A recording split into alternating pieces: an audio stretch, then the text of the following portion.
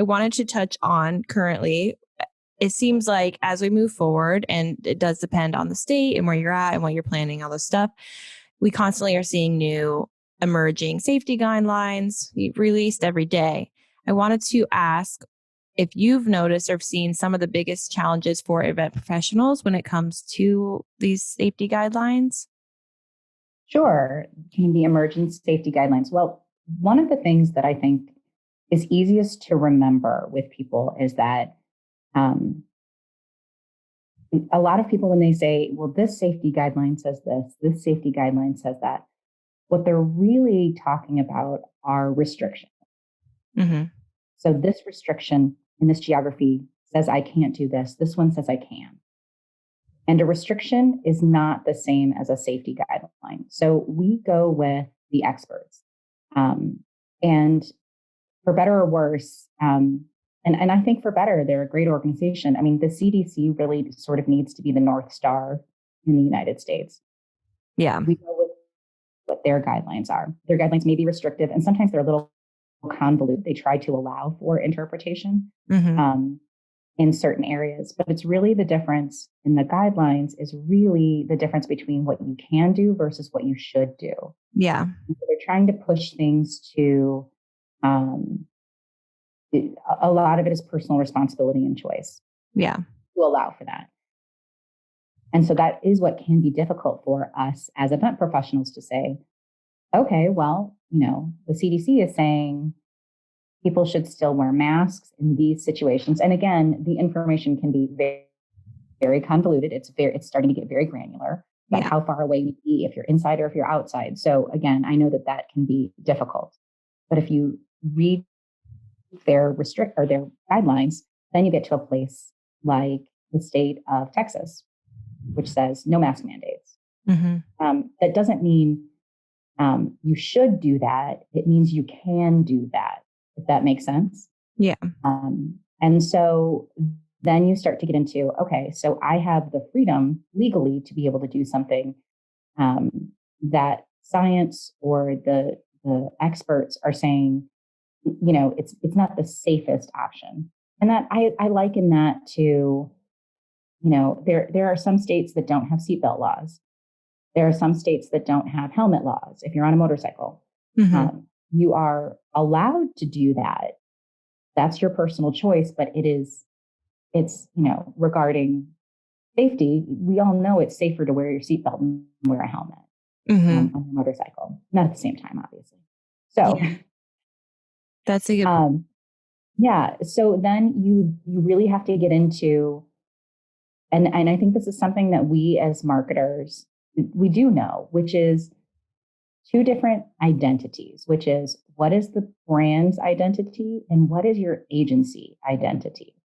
And I think if you as an agency have an existing client, you probably already mesh with them pretty well on, we agree on how far we want to go on certain things. So your identities probably match, but they may not. So you need to understand as an employer or employee, here is where I want to be. I am nervous to go out. I am not nervous at all.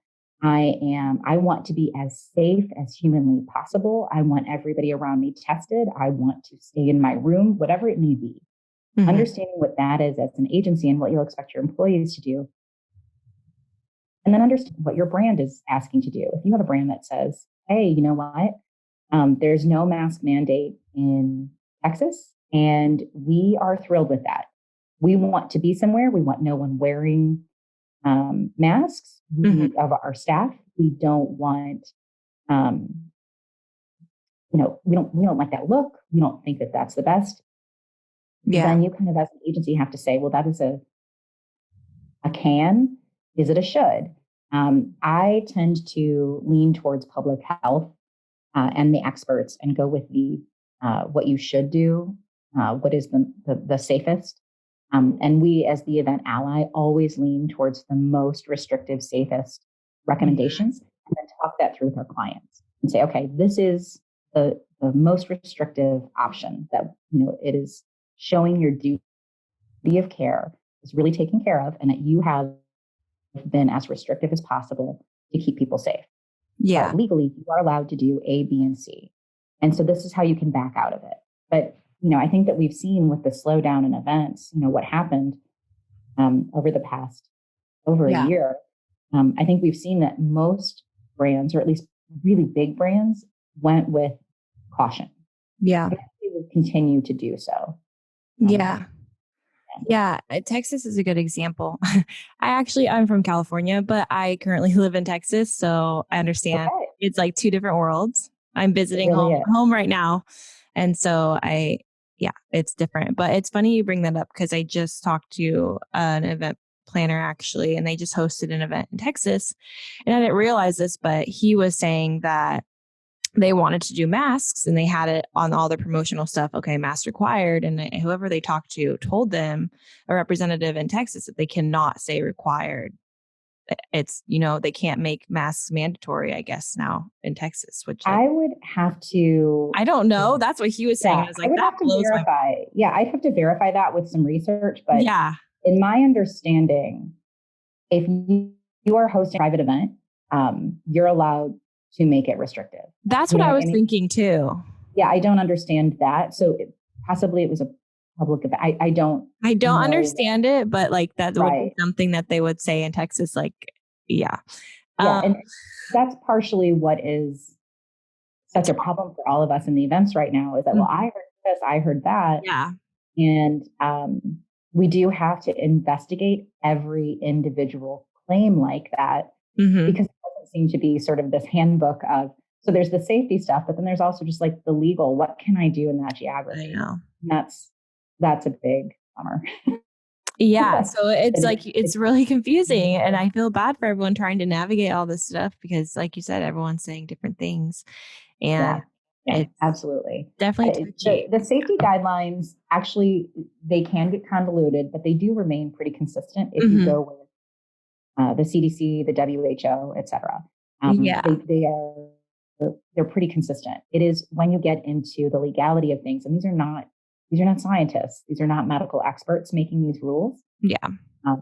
And so, then you have to start getting into that. And that's something that we've found is we're also guiding so many of our clients to include people that they just never thought to include in their production planning phase. Yeah. They are talking to their insurance agents. Their lawyer is attached to the hip with them now. And then, people like HR, I would never have considered unless I needed staff, keeping HR really heavily involved. But when you start talking about things like vaccines and medical records, you have to have them on your team. So it's a larger team that's required to figure all of this out.